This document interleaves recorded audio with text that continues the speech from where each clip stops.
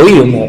అన్నయ్య నీకు ఎంత పనున్నా ఒక్కరోజు భటుల్ని పంపించు, నువ్వు మాత్రం భోజనానికి నా ఇంటికి రా, ప్రేమతో నేను వండి పెడతానంది యమున. మన్నించి యమధర్మరాజు కార్తీక మాసంలో శుక్లపక్షంలో విధియ తిథి నాడు యమున ఇంటికి భోజనానికి వెళ్ళాడు. ఏం చెయ్యాలి అన్నయ్య వస్తే?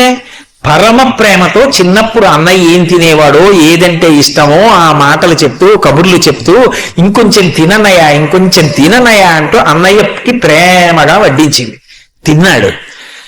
ఏం కావాలమ్మా నీకు అని అడిగాడు. మరి దేవతా సంబంధం కదూ, వరం ఇవ్వాలి. ఆవిడ మనందరి కోసము వరం అడిగింది.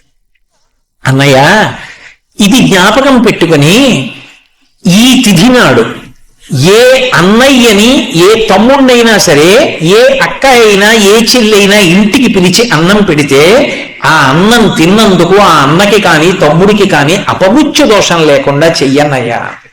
తప్పకుండా ఇస్తానమ్మా అన్నాడు. అంతేకాదమ్మా, నీలాంటి చెల్లెలు ఉన్నందుకు పొంగిపోతున్నాను, విశాల హృదయంతో అడిగావు. ఇలా పెట్టిన చెల్లికి మంగళసూత్రానికి ఇబ్బంది రాదమ్మా, సౌమాంగల్యంతో ఉంటుంది, వరణిస్తున్నాను అన్నాడు. యజ్ఞం చేయమన్నారా, యాగం చేయమన్నారా?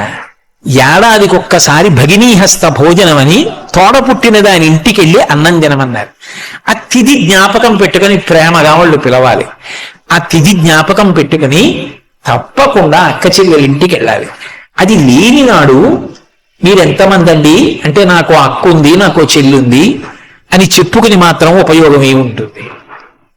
ఒక్కసారి ఆ పిలుపు రావాలి, దానికోసమే వెళ్ళాలి, ఆ ప్రేమతోనే పెట్టాలి, ఆ ప్రేమతో తిని రావాలి.